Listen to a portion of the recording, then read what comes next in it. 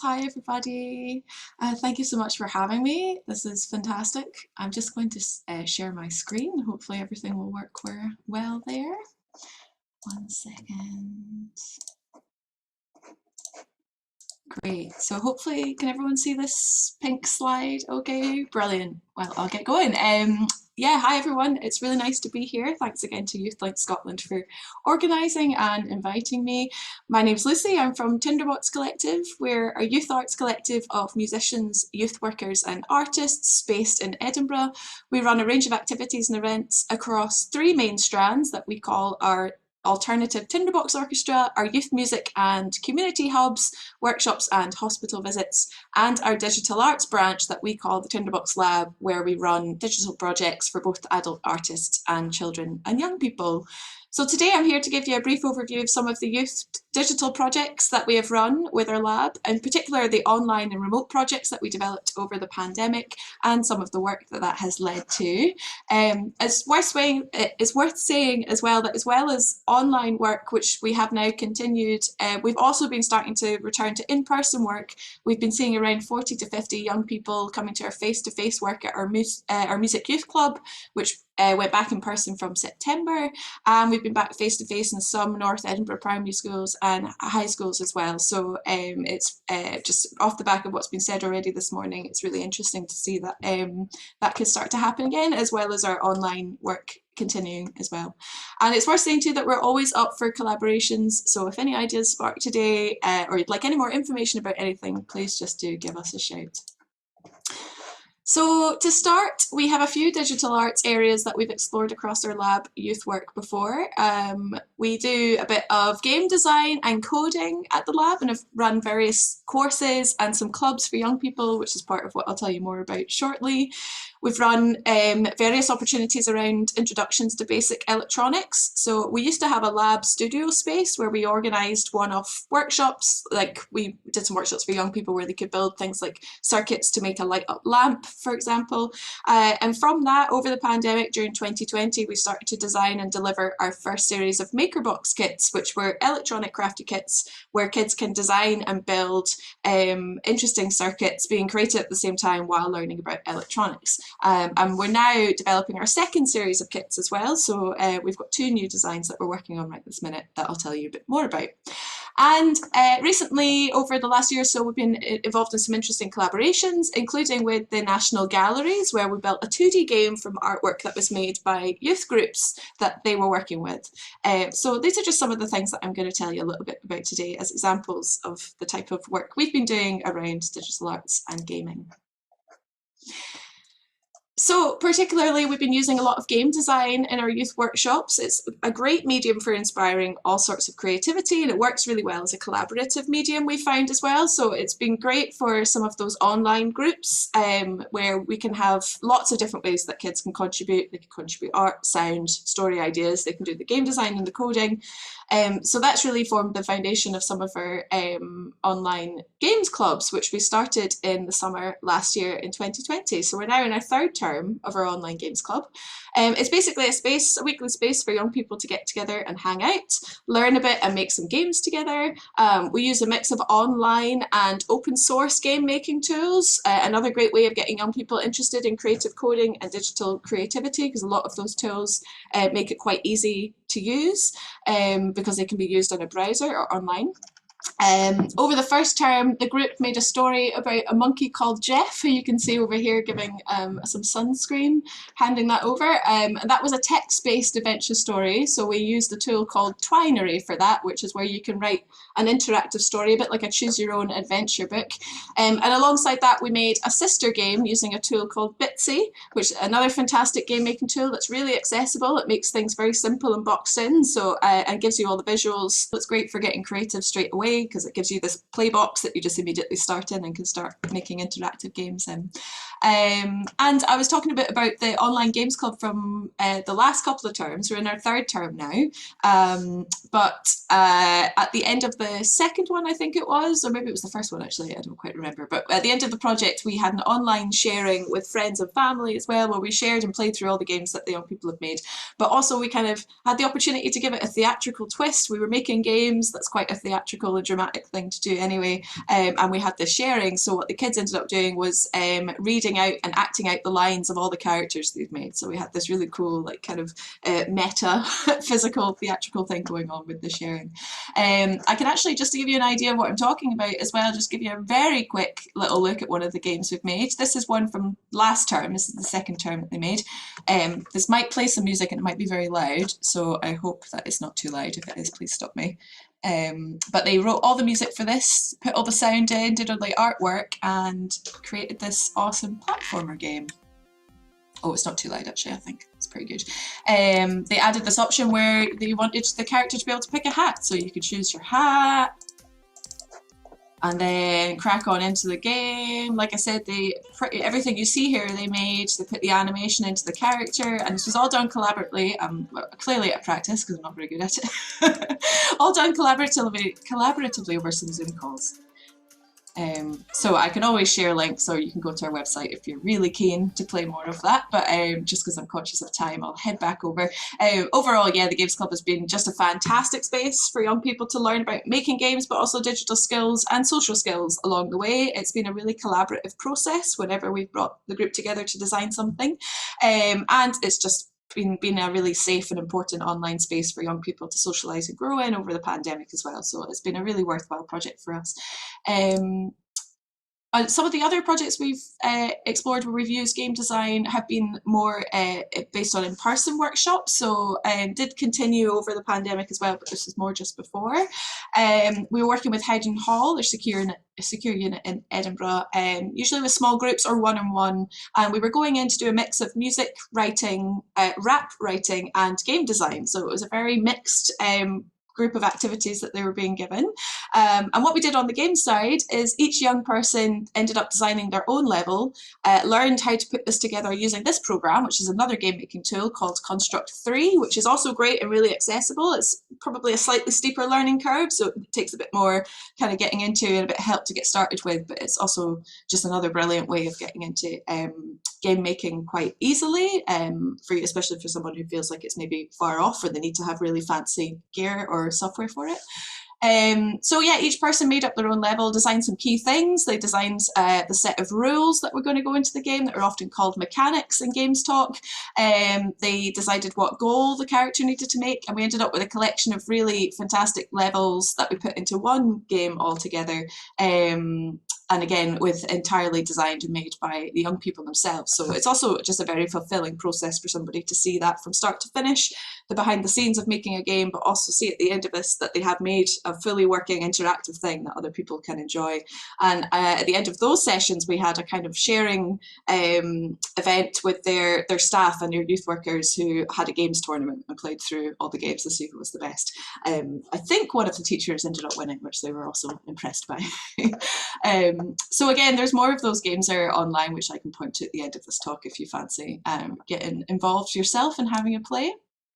So just to recap as well, there might be some people here who are not new to this and familiar with some of these tools, but for anyone who isn't and is interested in learning a bit about how to make games and getting started yourself, some of the digital tools we use or tend to go to are Scratch, which is an excellent, again, browser-based tool. I think this is one that also can work on iPads, which can be really handy for tech. Sometimes we find that young people don't have access to laptops or machines that are able to run slightly more complicated tools, so things that run on an iPad are always something we're looking out for. Bitsy I've mentioned, that's this kind of pixel-based little tiny tool for making little games. Construct 3, slightly more advanced, but still very accessible, and it comes with a bunch of really brilliant tutorials. And Twinery is great for text-based story writing, adventure stuff, taking all the art out of it at first, which can also be a really useful way for some people to work.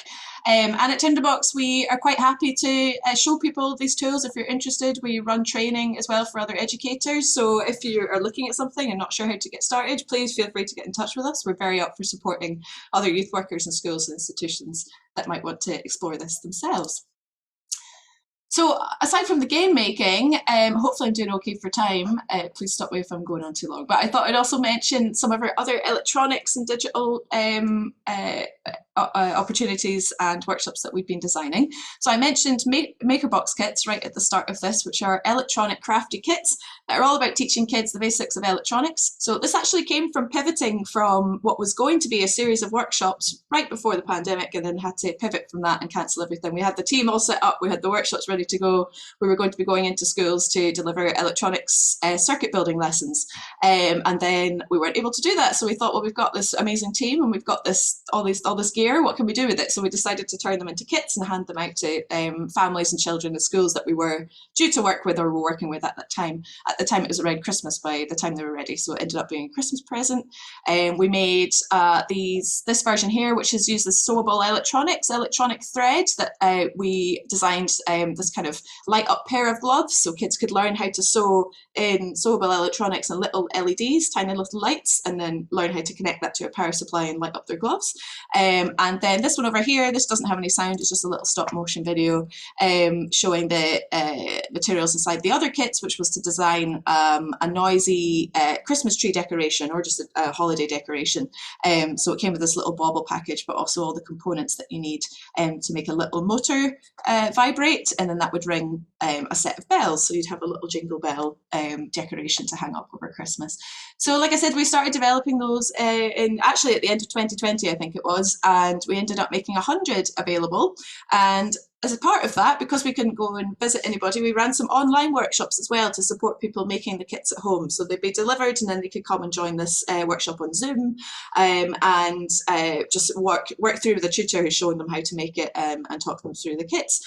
So we're currently developing 300 more of these that should be ready over the next month or so. So we're almost there. And it's 2 new kit designs that we've been working on with our artists. So we have one where you can build a wire buzzer game, if you know those games where you have the kind of handle and you have to go around the wacky wire shape, and then it buzzes if you touch it. We're making one of those so you can learn how to build your own from scratch. And the other is a motor musical instrument. So it's you use a little spinning motor to basically act as a plectrum and hit a string, and you can make your own kind of really wacky, crazy electronic instrument that's kind of analog electronic as well. So those will be made available for families, schools and youth clubs and organisations, at first based in Edinburgh as a priority, but we are hoping to make more so that we could make more available if people get in touch from further out with those demographics. So basically, if you're interested and want to hear more about those, get in touch with us too, because we'd love to spread those around and give them to as many people and make them as available as possible. And alongside those new kits, we also will be returning to trying to do our in-person Makerbox workshops as much as possible. So the idea would be that we not only give you the kits, but we would come to the organisation or school and give you a class on and talk the group through how to make them. So those have been a fantastic new, at first unexpected direction for the lab and our youth programme as well, but it was brilliant to be able to make that available, especially over a time of need, I think, and hopefully there were useful activities for families at home. So finally, earlier I mentioned some collaborations. I thought it might be worth mentioning that we've not only built our own games and creative digital commissions from scratch, but we've also worked alongside other partners, for example with the National Gallery, who are running their own project around the kind of history of Scotland, inspired by ancient ruins and what that means and what the term ruin means, not only as a physical building but also for stories, for culture. So they were running this really interesting heritage project, and at the end of it they had a lot of artwork and stories and ideas that had come from the group, and they were planning to run a physical commission, but they were also a physical installation at the gallery, the portrait gallery, but they were also wondering how they could collect all of this for an online exhibition of the work as well, because there was so much. And so we teamed up with them and we made this game called Flashback, the Ruined. Again, I can send links for this if you're interested, but basically what it does is we found a way to bring all of the artwork that the young people had made into a 2D game environment so that a player can explore and see everything they've made and really experience each story. It was a really fascinating project. The quality of work that came from the young people, their imagination was just really inspiring, and it was a really interesting way, I thought, an innovative way of collecting work that they'd created into something interactive that could live online. So that was Flashback the Ruined. And almost all of the artwork that you see in there was made by the young people, and it was just a matter of us adapting it so that it fit into the 2D environment somehow. There was also a music project that ran alongside that project at the same time, where there was a rapper called Matthew Tulloch who was creating raps and producing beats from their stories. So that music also went into the game as well. So it was another great avenue. Like I said, it's such a collaborative art form. It can be a great medium for bringing together ideas and lots of different types of artworks.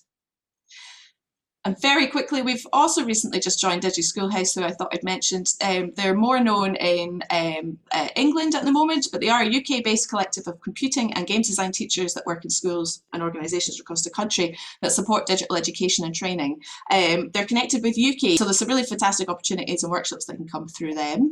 As we're a schoolhouse at Tinderbox, we can also deliver or run their workshops if there's something there that you like the look of, or there's a particular computing science avenue that your group is interested in going down.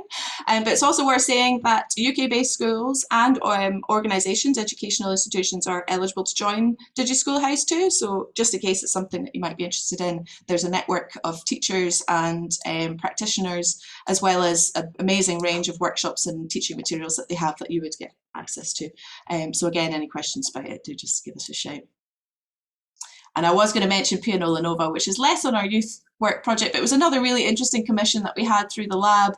It was supported by Creative Informatics. We partnered with Pianodrome, who are a collective who work with upcycled pianos, and together we created Pianola Nova, which was about fitting two pianos with various electronics and digital networking and all the gizmos that would let them play each other remotely, which was the end result. It was a really interesting creative technology commission. Like I said, it was less connected to our youth work and more about developing new artwork and collaborations. We undertook it with the Tinderbox Lab artist team and network, but it's an example of the type of electronics and computing science and digital projects that we're interested in, and just where ideas can go. It could really be the wackiest thing you could imagine could happen, like making pianos play each other that are in two different cities. So thanks a lot again. Hopefully that's a good idea of the type of projects that we do. Like I said, really we're up for exploring anything that supports sharing of knowledge and being creative and giving a space to young people to explore these tools safely. It'd be really great to hear your thoughts and any ideas you might have had or questions you've had. I think at the end, once all the speakers have been, there's a quick slide with some links to get in touch or have a look at anything if you're interested. But again, I can resend.